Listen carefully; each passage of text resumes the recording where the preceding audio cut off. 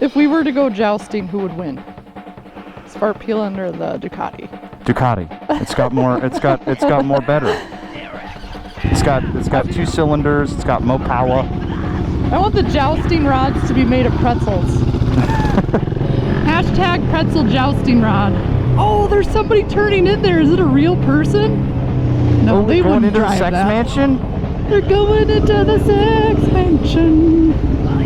There should be a cannon of Texas-shaped confetti that blasts at you when you open up the gate. I have never ever seen anybody go in there. Neither have I. We gotta make a wish. That must be good luck. All right, Spite, I dragged you all the way out here. Just kidding. I've been wanting to talk about this for a long time because I feel like there's a lot to talk about, and it's a little bit of throttle therapy, and people can watch if they want. But I wanted to get you out here and talk about content creator burnout. Oh man. Are you familiar with the term, or? Oh, I'm quite familiar. Yes, I believe I think I've encountered it once or twice. Yes. Because I've watched you on your journey, and I'm also on a similar journey, and we come from a past life where we're at the tippy top, a well-oiled machine, grinding, pumping out as much content as humanly possible, and now we're on our own, right? And you're dealing with almost feels like a completely different animal. And what I currently struggle with is, working for the past channel, working with you, my creativity gets all like jumbled. And I'm sure people are like, just have fun. And you're like, no, yeah, if I have fun, I'm not bringing a tripod, a camera, 2 GoPros, Taz cams.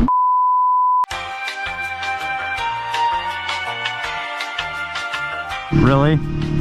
There, officially I have taken the Ducati off-road. It is now an adventure bike. I don't see the light blinking anymore.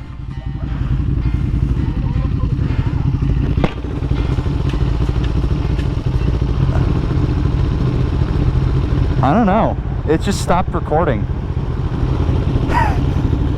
I'll honk and then... Okay, dude, sick. This feels really symbolic.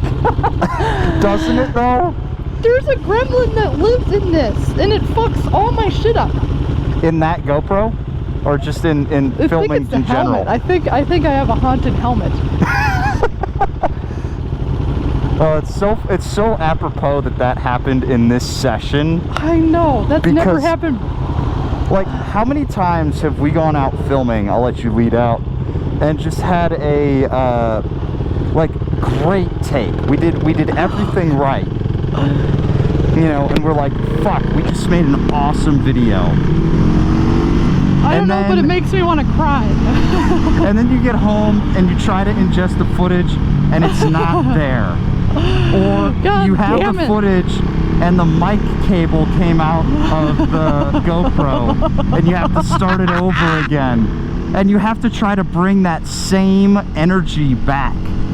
But it's just like, you'll never get that first take again. You'll never get it. And I used to cope by pouring myself a really gigantic glass of whiskey, but now I can't drink for fucking 9 months, so now I just have to sit and cry. Just stare at my whiskey bottle as it collects dust, and I tell it to just wait a little bit longer. Anyways, that's rough right there. That's a different topic. But before I was so rudely interrupted by the reliability of my GoPro, I was talking about, like, my creativity has been scrambled because I've been behind the camera for a long time.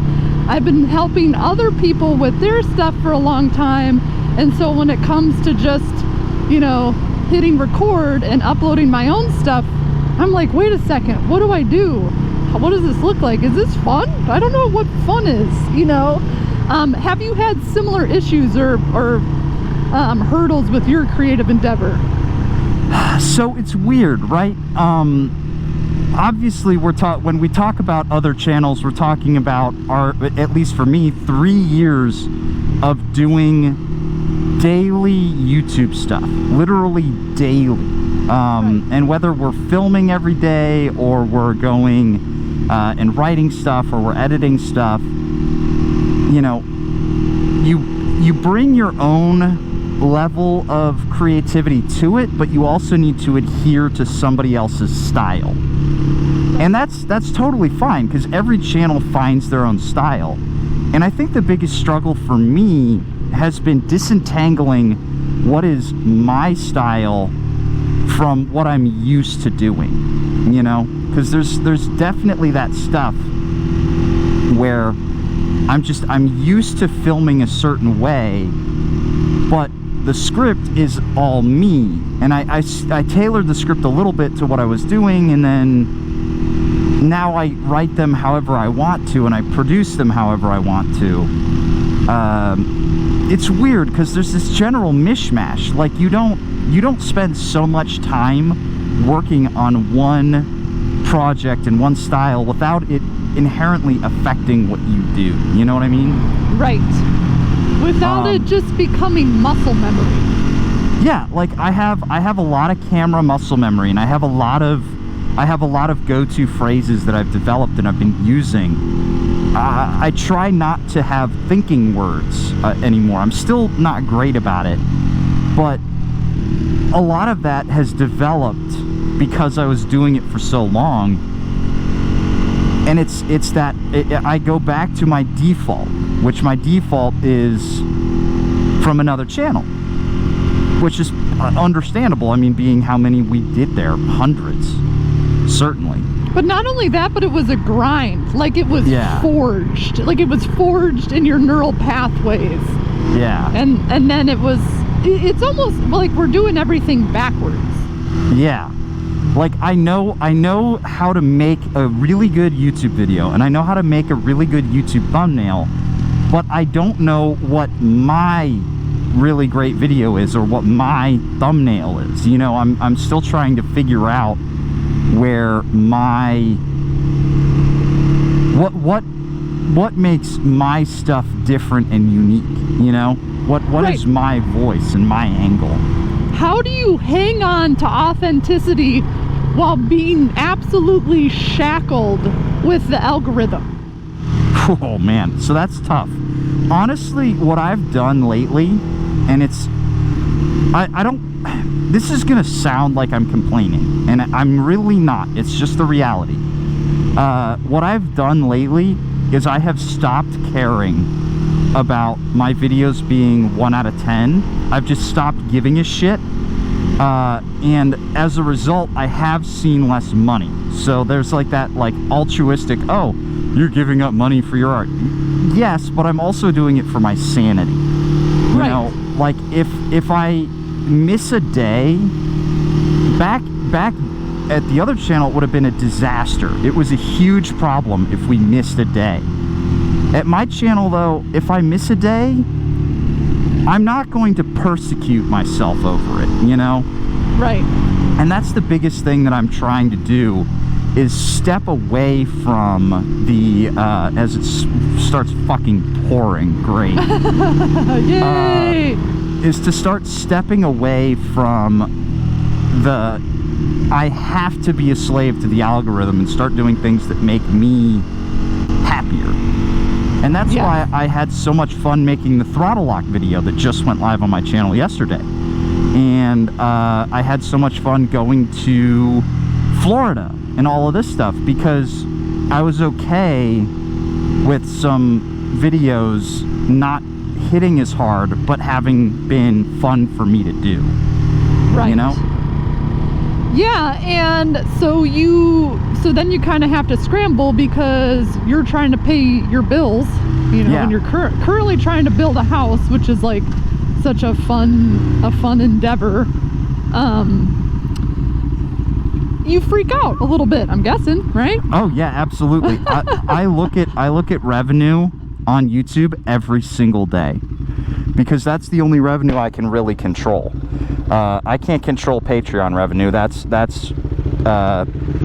the audience's generosity, you know, and I'm beyond thankful that because of my Patreon and all of the people who have chosen to support the channel that I don't have to worry about making my rent payments. That my patrons are making it possible for me to have a roof over my head. YouTube is what funds the rest of it. That YouTube is what funds, you know, me going out to eat and stuff like that. You eating and drinking water and, you know, living.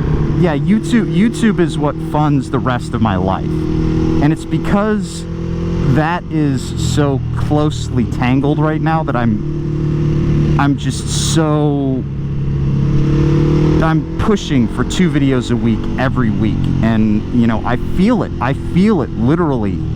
I take a direct hit whenever I don't put out a video, but sometimes it's just like it's not worth the stress, you know. Okay, how much fuel does that take out of your creative and cerebral tank if you're trying to put out 2 videos a week? It's hard. It's really hard, especially right now, because currently I have an editor that I'm working on bringing up to speed, but I'm currently editing both videos myself, and I used to be doing that, and then I was able to you stepped in to help me with edits, and that allowed me more bandwidth to film, and now I lose at least 1 full day of production a week by editing, which is a lot when you're trying to be a one-man team, you know, for 2 episodes a week. Yeah, it's tough. It's really also tough. What I've noticed, it's hard to find the things that motivate you, you know, like the little things that keep you going, versus being overwhelmed by a gigantic project or the vision not coming out the right way. It's like you're looking for the micro achievements to give you a dopamine hit big enough to be like, okay, sick, this was fun, this was worth it, I'm not stressing about it. You know what I mean? And usually what that is it's the comments. For me, I go and read every single comment that comes through on every single video. I will spend, I may not reply to all of them, but I read every single comment. And that's a bit of a double-edged sword, and that's definitely what's resulted in a little bit of extra, maybe not stress, but just like mental load. Is I've been looking at a lot of my comments recently, and the vast majority of people are like, this was really cool, I like this bit of that, you know, keep up the good work, that kind of stuff. But I had one on my throttle lock video, and the guy literally said something about advocating for throttle, or okay, here's what his quote was. You have 110,000 subscribers. Somebody will be killed because you made a video about throttle locks. Oh my God. If not multiple people. You should not be advocating for throttle locks because they're dangerous. And I literally in the middle of the video spent like, not even the middle, it was the very beginning. I spent like 90 seconds of a 13-minute video, and you know how long that is, talking about the safety concerns, and I even demonstrated it on the road. And I'm like, yes, there are safety concerns and they are legit, but you have so many options to eliminate that, you know?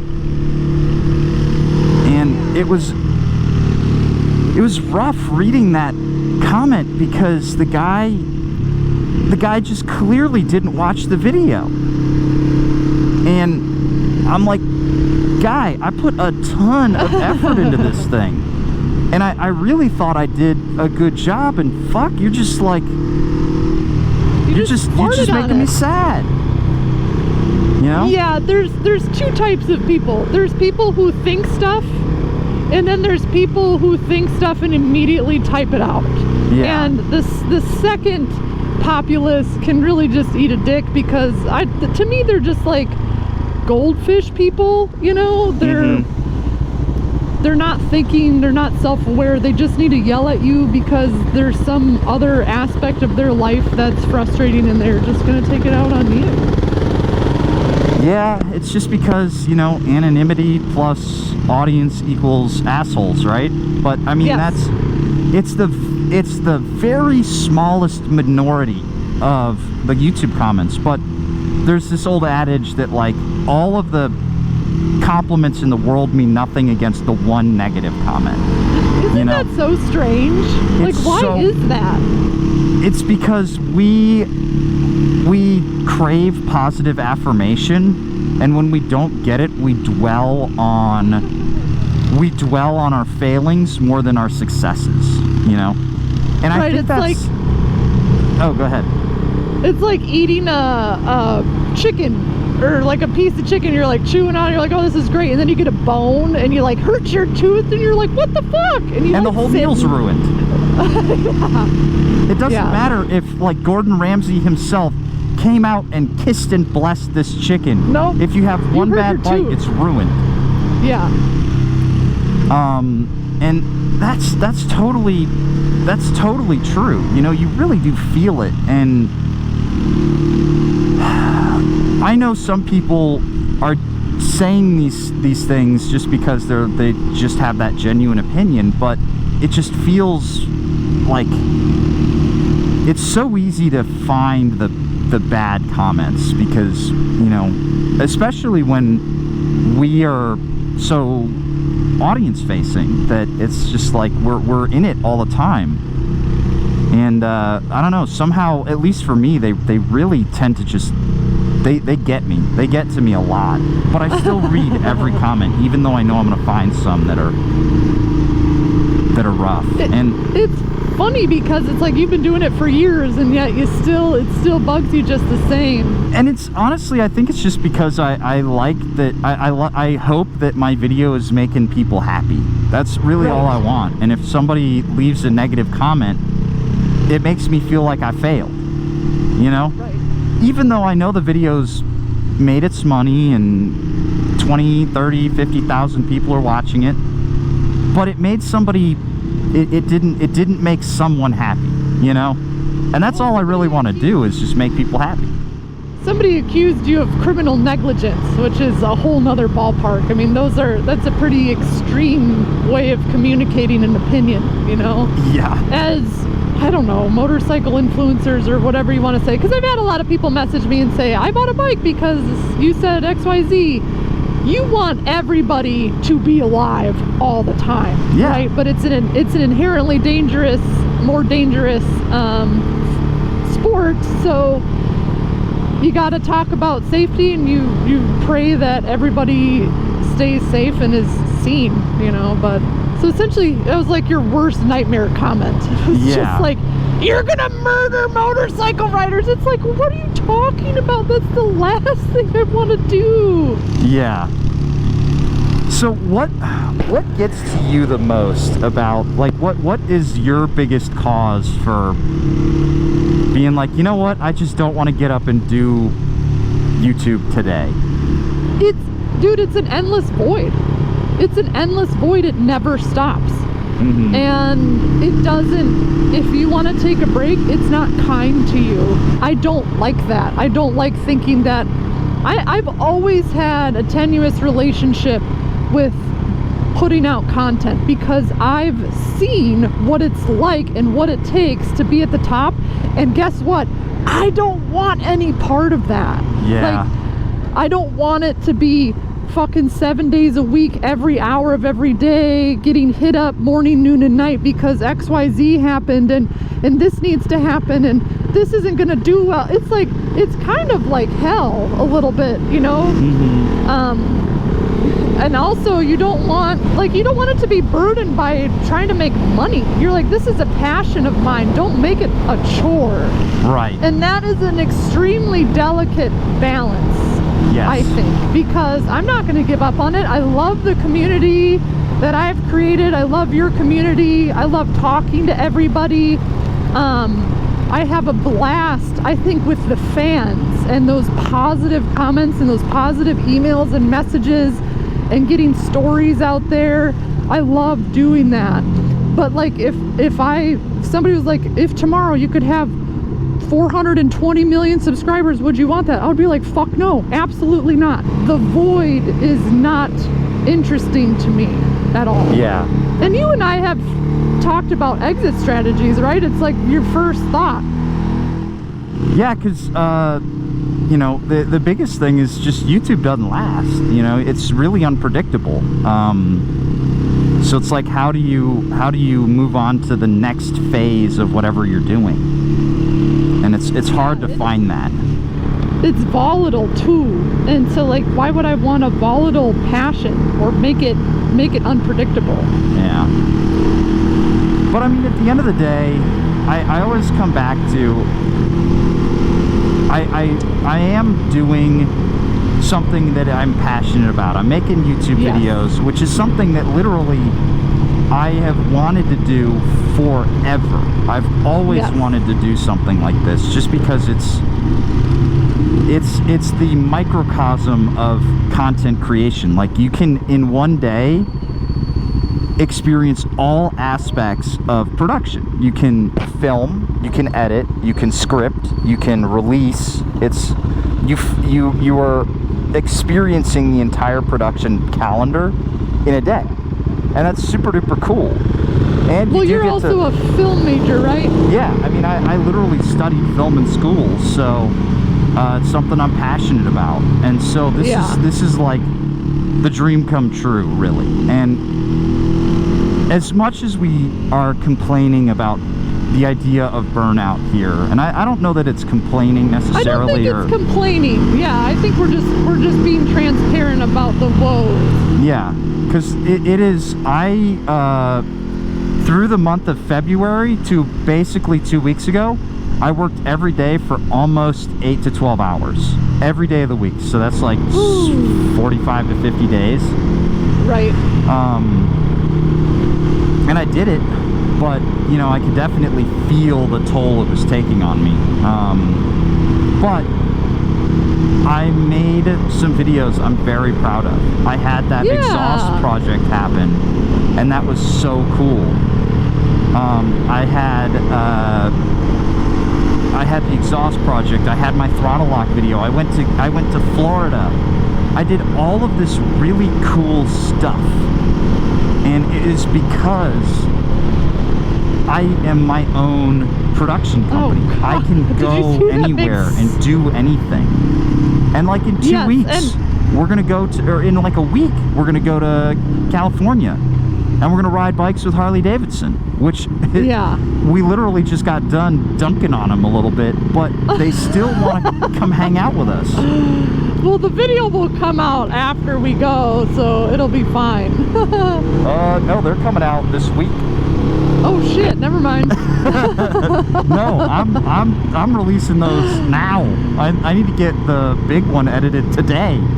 Come on, man, we gotta toss him out. We gotta flip him real quick on the griddle and deliver them to the table as fast as possible. That hot, juicy slice of content. But yeah, we're out here goofing around when we could be in a fucking cubicle, you know? And that's, no way. That's why I come back to it, and I'm like, this is the best thing I've ever done. It's the most stressful thing I've ever done, but it's the best thing I've ever done.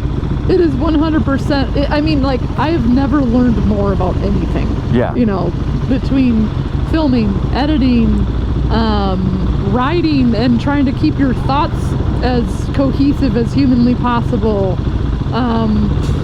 Riding motorcycles that make me uncomfortable. Just expanding almost on every single possible layer. Like last year I rode almost 55 different bikes, and this year I'm on track for another like 55 bikes. It's nuts. Wow. And that is crazy. That you don't ride that many motorcycles without picking up some skills, you know? And there's so many opportunities to go do cool stuff that I would never have done otherwise. Right.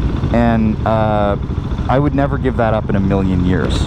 This has been the best thing that I've done. But again, the most stressful thing I've ever done. And there have been some sleepless nights. for sure. But,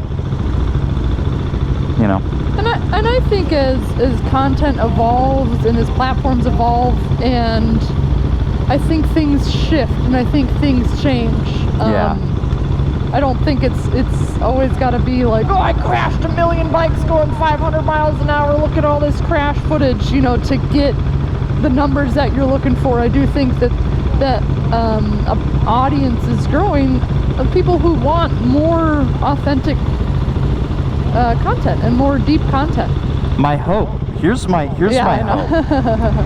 I really want to, because I'm trying to buy a house right now, and if that all happens, literally, in theory, my close date is Monday. Is this coming Monday, which is outrageous. It's nuts. I'm trying to buy this house. Then what I would like to do is I'd like to set up the garage. Once the garage is set up, I would really like to be able to go down to filming one awesome fucking video for my channel every week. Just one awesome video. And we're talking like a video that takes 40 hours to finish.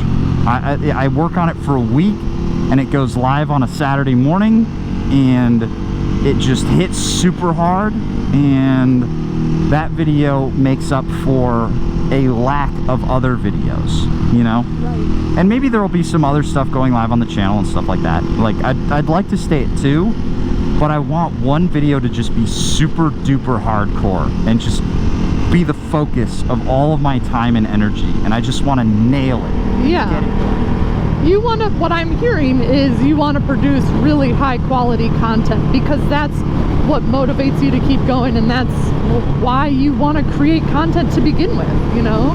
Yeah, and that pushes me to do different stuff. And then what I'd like to do is, in my spare time, start up a second channel where I'm doing live streams and I'm hanging out with people while I'm wrenching on a motorcycle, and maybe I'm doing some guitar work on it. Like I've got a guitar sitting at home that I need to file down the nut slots on. That would actually be a fun video to make. But I can't release that kind of stuff on my current channel because it would be like, what the fuck is this? So that would basically be where, like, some little weird passion projects that don't get the same effort and attention go, but they're there, you know? And I don't have the bandwidth to do that now, but I'm hoping that soon enough I will, you know? We've got a lot of irons in the fire between the podcast and all of that stuff, so I think it's possible. And that would be my goal. That would really help with the burnout, for sure. Because then I'm not doing the same video every time, you know? Oh, yeah, which would be huge for your brain space. Yeah. Oh, man. I could literally talk about this stuff all day. Dude, I feel like we did that with the Harley stuff, too. We're like, oh, man, this could just be its own podcast episode where we, you know, talk about it as much as we possibly can, and just it's cathartic. It gets a lot off of our chest. So, but thanks for chatting with me. It's always fun to just, you know, let it all hang out, air it out on the motorcycle. You know what I'm saying? Yeah. And then it's, you know, it's out there, and people understand what it's like on the backside. It's important that people see what we're doing. Absolutely. Because it's just, if they're going to spend their money every month to support what we do, it's important that they see that we're doing good and that everything's working and all of that. And that we care. We care about, you and I will never stop caring about the content that we make, you know? The idea of just like farting out a vlog doesn't appeal to me at all. And maybe that's part of the reason why I'm just like, I end up in creation paralysis, where I'm just like, I need to wait until the perfect opportunity and the moon is in retrograde and the tides are highs for me to make this particular shot, and then the video never comes out. But whatever. Such is life. That is life. The starving artist's life. Woe is me! All right, Jake, let's blast off into this cloudy sunset, shall we?